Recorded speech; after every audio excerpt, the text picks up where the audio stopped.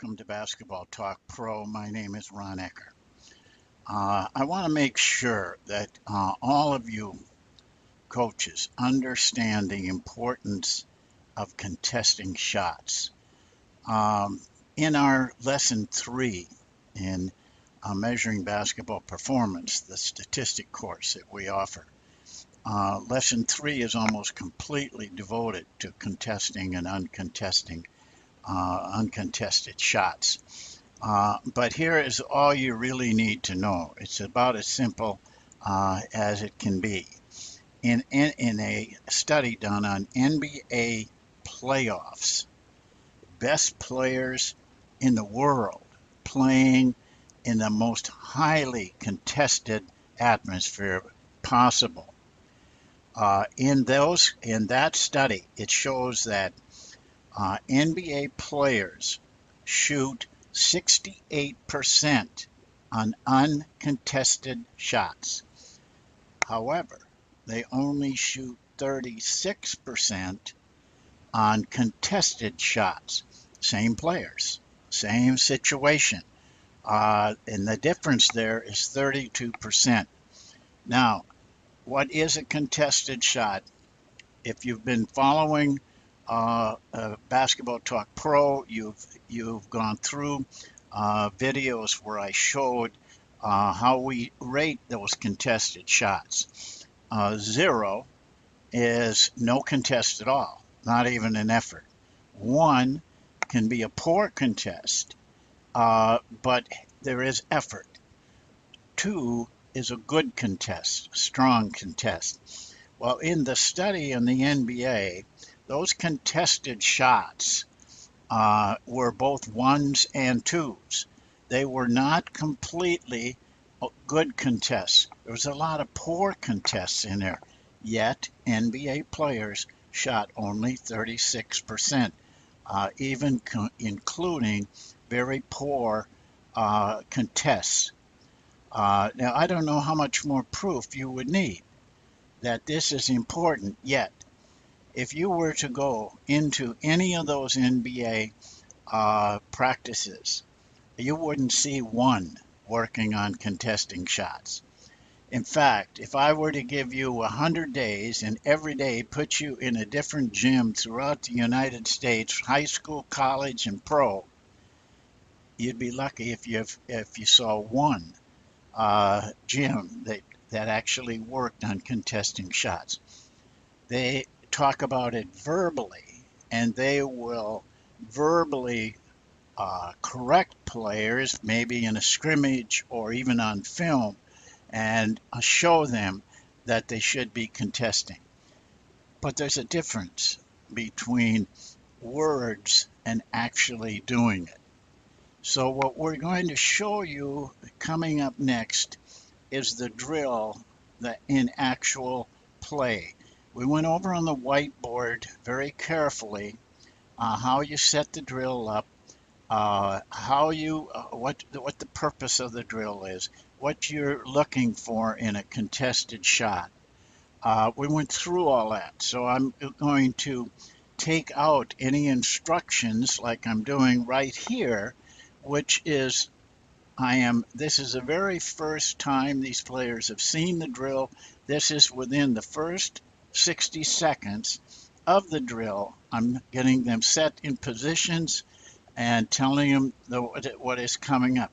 We're going to take all that out. In the next part will simply be the drill itself. You should, if you aren't sure of the drill, go back to part 1 and go over it so that you know the rules and all the things that are involved in running the drill. We'll go now to action.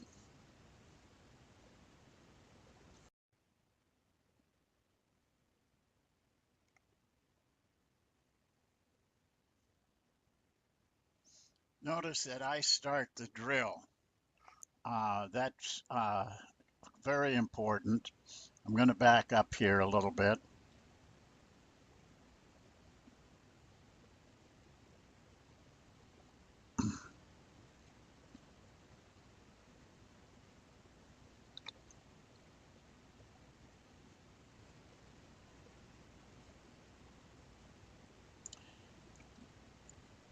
right here, the guy coming out on the ball is coming out pretty good.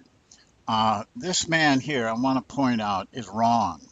He should be back here in this drill. If they swing the ball at all, and they'll get good at that, he's going to be out of play, and I think you'll see in another shot that happens.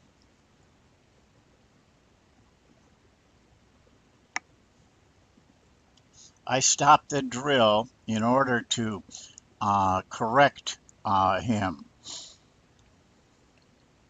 Now we will start the drill again.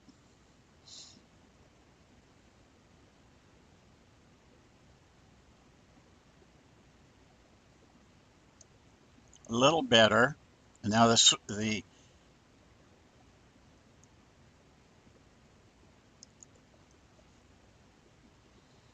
you can see the speed of the drill.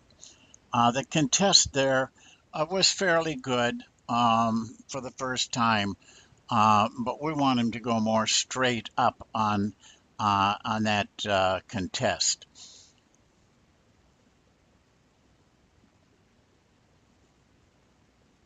Here we're switching in players, and because there's only 5 players, just so you know how to run the drill, 2 guys go out, 2 guys come in. 1 player runs 2 in a row. Remember, we keep them in there for their entire time on defense. We don't switch back and forth. But we're careful that no player stays in more than 2 times.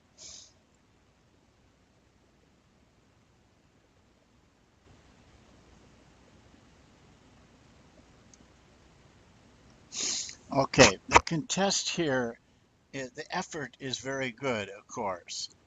But this guy could have a problem of running into that guy. He doesn't in this film.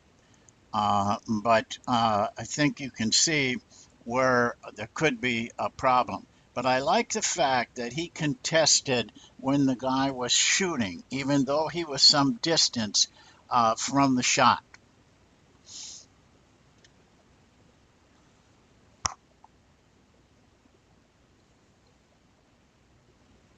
We're changing in. 2 guys come in. This is pretty good right here. You see how you have to be very aware when you're running this drill. You see how these players are making decisions, even though we've only very quickly into the drill. But it puts a lot of pressure on them to make decisions so that they can cover all 4 places. They're going to end up having to contest a shot. That's what we like about the drill. Now, a little more pressure on the ball here would have slowed that pass down and made it a little easier for him to get out on the pass. But he does a good job. He gets out. This is pretty good. He's coming back. This is in good position for almost any pass out of there. And there's the pass. Now, here is the decision. This guy or this guy, who picks up the shooter? It's really a decision that has to be made on who's closest and a lot of times who's quickest. In this case, he comes up pretty good, but we don't get real pressure on the ball, you see? But now there's a guy open, and you're gonna see he decides not to shoot. We had pretty good coverage, but not enough pressure on the ball. And it results in an uncontested shot. This guy right here does what most players do. They come, they don't think they got a chance. They had a good chance, really, to get a good contest. And he turns and looks to rebound the ball. Unfortunately, there are not going to be many rebounds if you don't get out and contest that shot. That was a 0 contest. But but this is where you work on every day to get those players not to do that.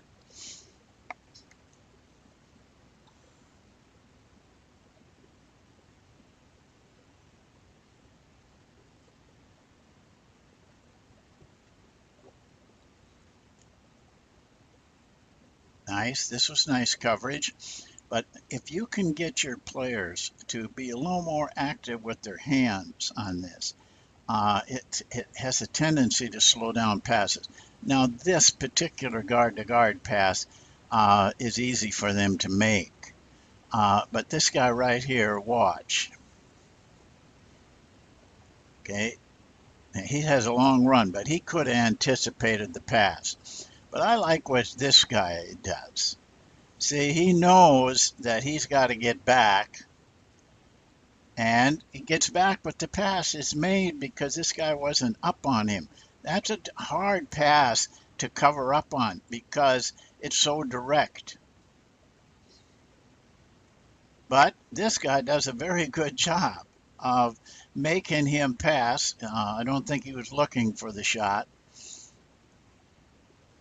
But sooner this is a little better, except I don't like him, jammed up on it.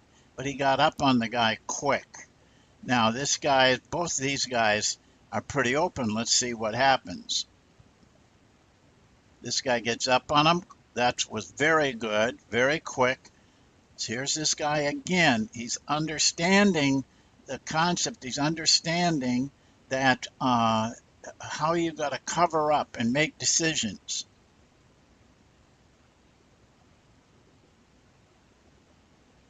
Okay, now on that contest, let me back it up.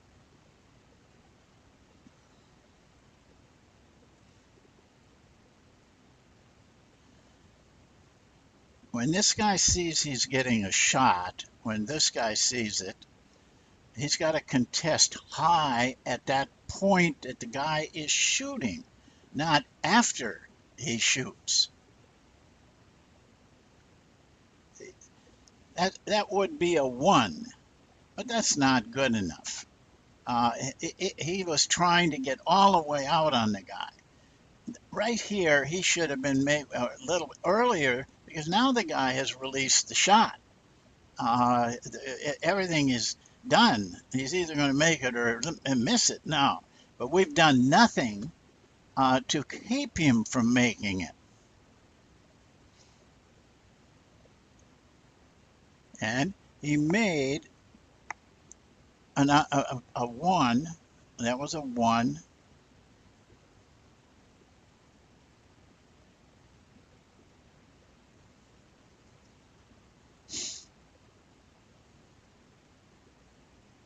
See, they're moving the ball fast now, and you'll get this.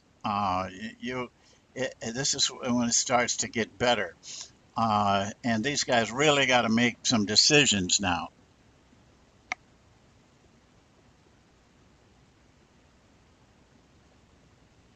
But they're covering pretty well. You see, all of this is just making decisions. No one has broken a rule yet. I like the way he came up on him. And of course, he passed quickly. But these are really kind of not very threatening passes. In a game, it would be a lot different.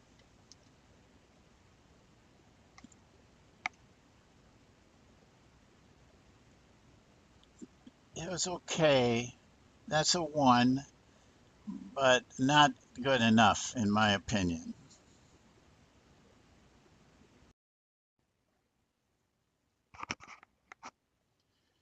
I hope you notice I work very hard at this drill. I've always said if I have a heart attack and fall dead on the floor, this will be the drill that does it. Um, and I want to work hard with you guys, you coaches, because I think this is very important. If I can get one of you to really know this drill, consistently apply this drill, and get your players to contest shots in the games, I will feel it's been a very good success. I know I can't get you all because you're going to just kind of blow over this, but just one of you would help a lot. We have white in now, and so this is their first chance at running it, but of course they've got the benefit of hearing the instructions before.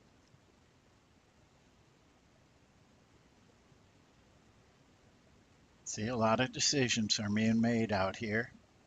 This is pretty good. It gets out of whack on the ball, but he gets up with his hands up and kind of slows this pass down.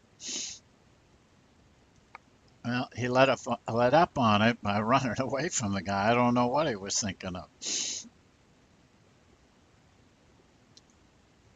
guy's moving very well, but this guy gave up that shot, and that was a wide open shot. Now, probably would give him a one for just trying to get over there, but certainly we could have had a better contest on that.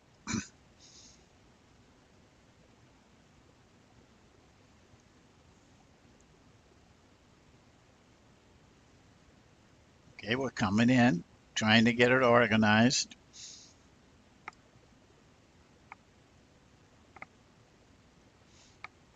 These guys are a little wide right now. I believe that I corrected a little bit later, but they should be more like where two guards are. This stretches it out quite a bit. Plus, they don't can't really get a really good shot. Good pressure on the ball there. Alert. See, he almost could get that pass, and of course it's a bad pass, but you got to thank this guy for that because he had good pressure on the ball. Making decisions. Okay, let me back that up.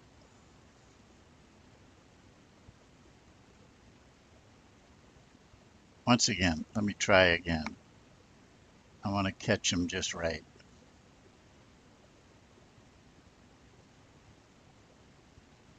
See, right here is where he's got to contest because this guy's getting ready to shoot.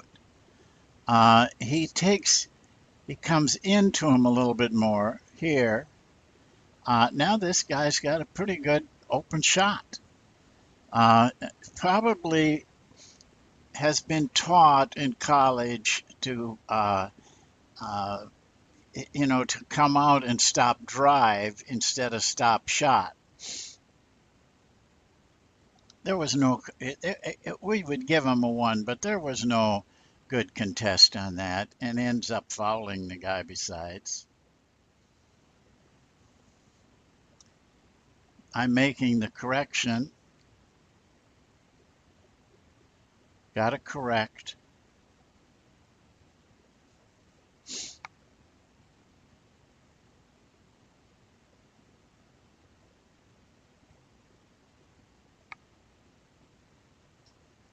I'm telling him just what I told you right now.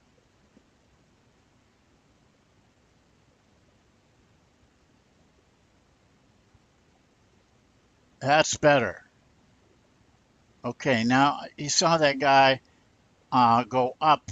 There was a little fake there, but not much. But he was aggressively going to go contest. I can't fault him for that. As I said before, your players have to have some freedom, freedom to make mistakes. But overall, what you're trying to get across is contest every shot.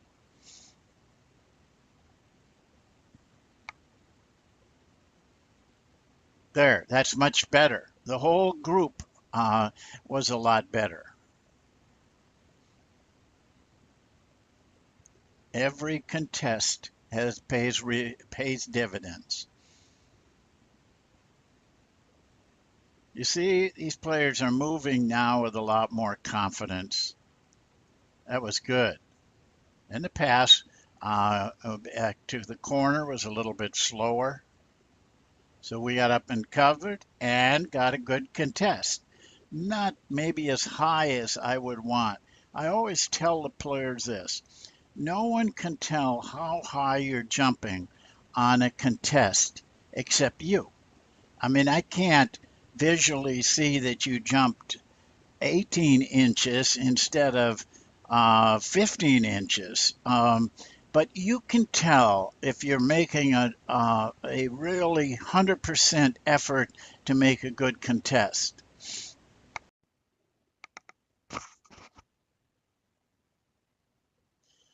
Well, uh, that's it for now. That's about all I can show you. But I hope you got the feel of the drill uh, through the two parts, part one and part two. I think I have given you every instruction that you need. Uh, I would advise you that if you want to run this drill, to go back and study both part one and part two. Um, it's kind of difficult, I might mention to you as a coach in my position, to correctly show everything that's going on in the drill.